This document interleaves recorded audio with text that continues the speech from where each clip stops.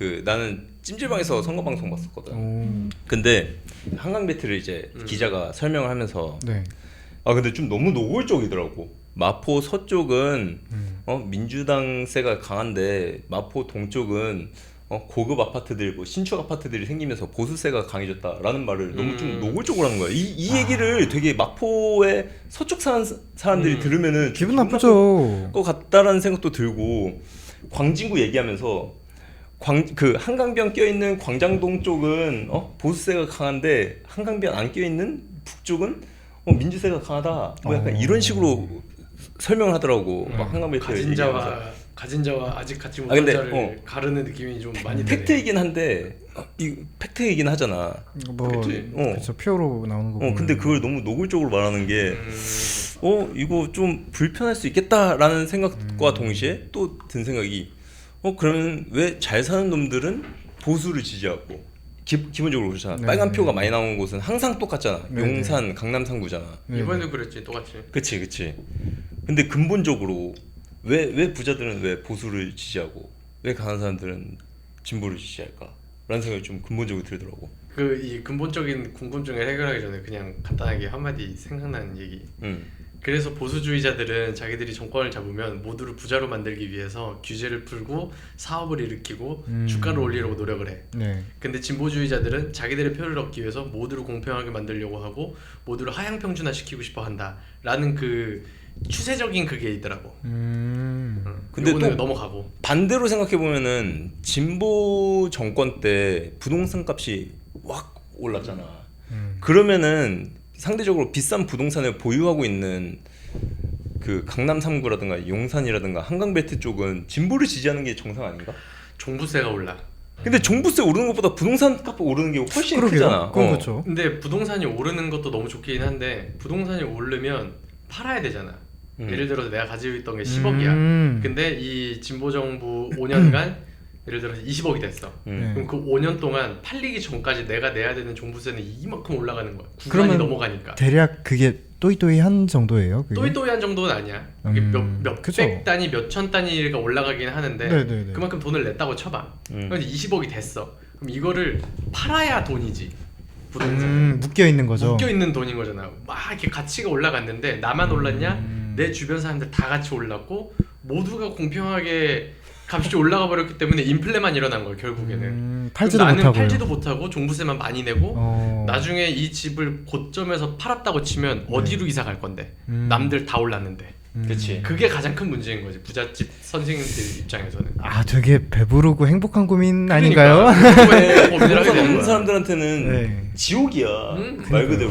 그러니까요. 차라리 오른 사람들은 그게 좀 너 말대로 행복한 고민일 수 있는데 없는 사람들은 그냥 없는 채로 이런 거죠. 문재인 정부 때 그래서 그냥 가만히 있다 거지 됐다라는 벼락거지가 된 거죠. 벼락거지 그런 말이 유행이었었잖아. 근데 있는 사람들도 그 지경인데 그러니까 그런 고민을 하는데 대출 풀 땡겨다가 이제 한 사람들은 진짜 말 그대로 진퇴양난 아니에요? 그 강남 3구, 네. 강남 서초, 송파 아니면 뭐 용산, 성동, 마포 이쪽에서 진짜 자가를 보유하고 있는 사람들은 네.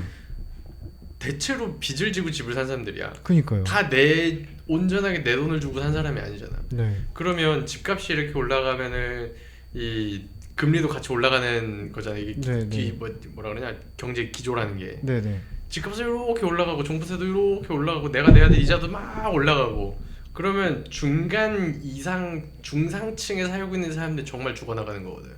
그렇죠. 그러니까 진보 정부를 절대 반길 수가 없지. 자연스럽게 자본시장의 성장함에 따라서 점진적으로 경제가 성장을 하고 거기에 따라서 내 가치가 올라가는 보수 정부를 반길 뿐이지. 그러면은 그렇다 치고 그러면은 진보 정부가 들어설 때 가장 이득을 보는 계층은 어떤 사람들이야? 아무도 이득을 보지 못합니다. 누가 이득을 보냐라는 거야. 예를 들어서 보수 정부가 들어서면은 뭐 기업인들, 기업을 운영하는 사람들은 그치. 혜택을 볼 수 있겠지. 아니면은 자산가들 맞나? 뭐 아무튼 그 이제 과세 구간을 좀 그치. 유연하게 해준다던가 아니면은 기업이 법인세를 낮춰준다던가 요런 정책들이 있기 때문에 최저임금도 아무튼 보수 정권이 들어오면 안 올릴 거 아니야. 그치, 거의 최대한 동결로 최대한 가는 거지. 보수적으로 올릴 거 아니야. 근데 자본가들이나 사업가들은 먹고 살만하는 거지. 그치. 근데 그러면 진보 정부는 그럼 누가 혜택을 많이 보냐라는 거야. 이렇게 단적으로 보았을 때 진보 정권이 들어섰으면은 최저임금도 좀 화끈하게 올리고 부자들 가진 자들에 대해서 과세를 좀 빡세게 때린 다음에 거기서 벌어들인 세수로 복지 혜택을 좀 강화한다거나 그런 식으로 정부 운영을 하는 기조가 들어서잖아. 근데 그게 갖지 못한 자들에게 좋을 것이다라고 얘기하는데 나는 그게 정말 동의할 수 없는 지점인 게 예를 들어서 전 국민에게 25만 원씩 돈을 주겠습니다. 왜냐하면 이 25만 원이 아쉬워서 못 사는 분들도 계십니다. 그러니까 모두 다 줘야 됩니다 라고 하고 25만 원을 뿌리면 그걸로 인해 발생한 인플레로 죽어버린단 말이야. 25만 원이 필요했던 사람은. 아니 저는 근데 진짜 정말 좀 궁금한 지점이 뭐 이 내수 경제를 일단은 시동을 걸려면은 뭐 최소한의 이 정도를 해야 이제 시동이 걸린다라는 건데 이게 과연 진짜 시동이 걸릴 만한 윤활유 역할을 하는지 제 머리로는 이해가 안 되거든요. 이해하는 사람이 없을 것 같기도 하고 극단적인 예로 와이프가 25만 원 주면 다 좋은 거 아니냐라고 했을 때 그러면은 국민 10억씩 준다고 치면은 10억짜리 아파트가 그대로 10억이겠어. 10억을 내가 받아. 10억 생겼다. 그럼 10억짜리 아파트 사야지. 그때 아파트가 10억이겠냐라는 거야. 10억짜리 아파트는 20억이 되겠지. 100억짜리 아파트는 그러면 110억이 되고 200억이 됐겠지. 그러니까 괜히 그거 인플레만 괜히 더 자극시키는 거고. 그 사례를 내가 지금 정확하게 느끼고 있는 게 우리 첫째가 나오기 전에 이제 그 정책이 생겼어. 천만남 이용권이라는 정책이 생겨서 아이가 태어나면 뭐 몇백만 원만큼 주는 거야. 근데 그것의 그 지원금의 일부 약 100만 원 정도는 산후조리 비용에 쓰시라.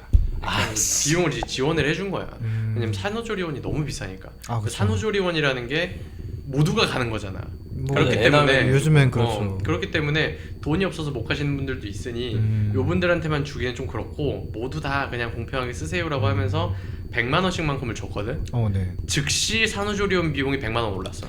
진짜요? 어차피 똑같이 올라가. 어차피 100만 원 지원금 나오니까 그거 보태서 더 좋은 급의 거 쓰세요라고 하면서 가격이 확 올라가더라고. 근데 이게 출산한 가구들에서만 이렇게 발생을 했으니까 그렇다 치지만 예를 들어서 아이를 많이 낳아서 우리나라를 일으켜야 됩니다 라고 하면서 전 국민에게 1000만 원씩을 줬다고 쳐봐. 그러면 이거는 진짜 우리나라 경제가 개박살이 나는 거거든. 1000만 원만큼의 인플레를 누가 감당할 건데. 짐바브웨 달러 되는 거야. 그러니까 이건 국가 비하가 될 수 있으니 조심조심.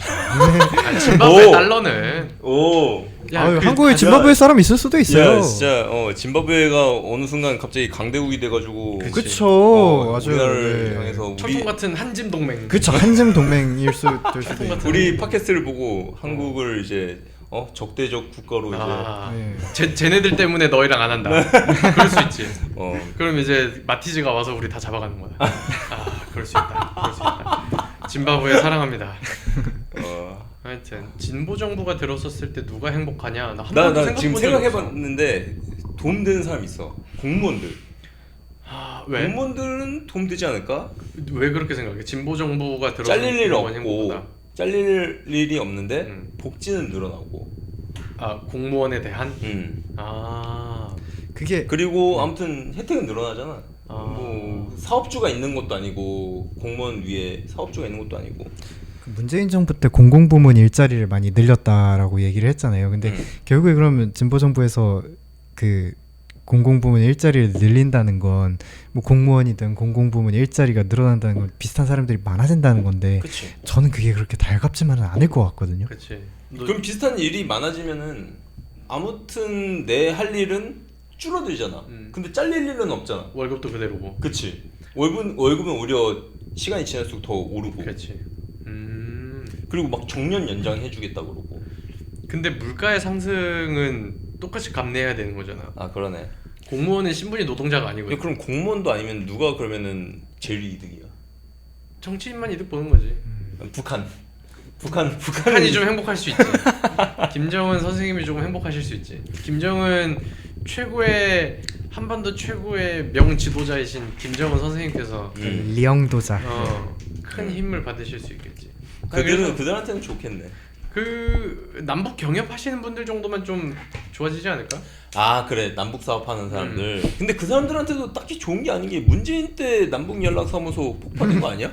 그치. 근데 그거는 이제 우리 대통령님께서 판단을 잘못하셔가지고 그랬던 거고, 과거에 이제 DJ 노무현 요 시절에는 남북 경협 그게 엄청 개성공단 좋았지. 해가지고 개성공단, 금강산 관광, 기타 등등 해가지고 굉장히 그 부유해지신 분들이 꽤 많지. 그치. 근데 그 그러니까- 이후에 박근혜, 이명박, 박근혜, 문재인 거치면서 개박살이 나서 그렇지. 그러니까 그럼 문재인 때 그러면은 좋아진 사람은 누구냐라고 했을 때 잘 모르겠어. 노도강을 문재인 정부 초기 때 사가지고 중기 때 판 사람들이 제일 이득인 것 같긴 한데, 그치. 근데 그 사람들을 계층이라고 하기엔 좀 뭐하고.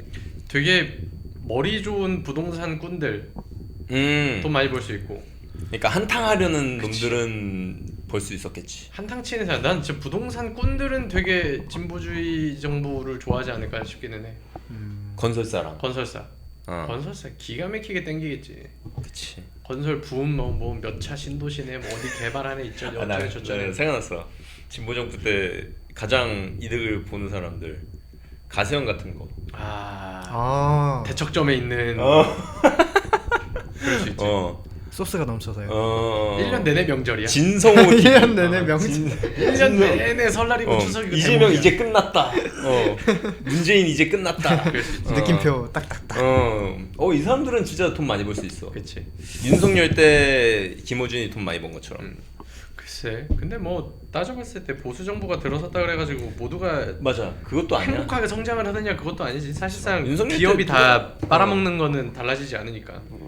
윤석열 때 가장 혜택을 많이 본 사람 누구일까? 진짜. 무속인들? 뭐 원오브 데밀테고예요. 개웃기네. 풍수지리사. 풍수지리사. 스님들? 스님 풍수지리. 법사들? 그럴 수 있지. 그렇다고 검찰 인사들이 혜택을 받다고 보기도 좀 어려워. 지금 와서 보면요. 3년 반짝이었잖아 그쪽엔. 그치. 이게 영원할 줄 알았는데 갑자기 한 30년 해먹었으면 모르겠는데 3년밖에 고도의 정치적 행위를 해보셔가지고 쌍놈의 거. 그러니까 그러면 검사들도 뭐 딱히 혜택을 본 것도 아니고 검사 출신 대통령이 됐다고 해가지고 결국엔 다 힘들어졌어. 그러니까 요즘에 경기가 진짜 너무 안 좋아. 이명박 이후로 누가 집권했다고 해가지고 어떤 계층이 더 좋아지고 이런 거는 사실 그치. 없는 것 같아. 그러니까 내가 신기한 거야. 이명박 MB 시절까지만 해도 그 경제인 출신 대통령이라고 해서 경제 성장, 경제 부문만큼은 어떻게든 했거든. 막 어떻게든 막았어. 중산층들 많이 좋아졌을 거야. 그리고 리먼 사태 터져가지고 전 세계가 마이너스 성장을 하고 있을 때에도 대한민국은 0.8%인가 플러스 성장을 했단 말이야. 엄청난 성과거든 그게. 청계천 만들어, 뭐 이제 서울시장 때 환승제, 청계천 만들어, 버스 환승돼, 뭐 이것저것 다 하셨는데 그 이후에 박근혜, 문재인, 윤석열을 지나오면서 뭐 기억에 남는 게 없어. 이 대통령의 정치적 지향점, 이념 성향 이런 거에 따라서 특정 계층이 이득을 받느냐, 특정 계층이 손해를 받느냐, 그거는 거의 없는 것 같고 전체적으로 모두가 고통스럽고 있다. 약 10년간. 근데 앞으로도 그럴 것 같아 나는. 더 이상의 뭔가 나아지는 건 좀 기대하기 어렵지 않을까. 뒤집어 엎어야지. 프롤레타리아 프롤레타리아 혁명을 일으켜서.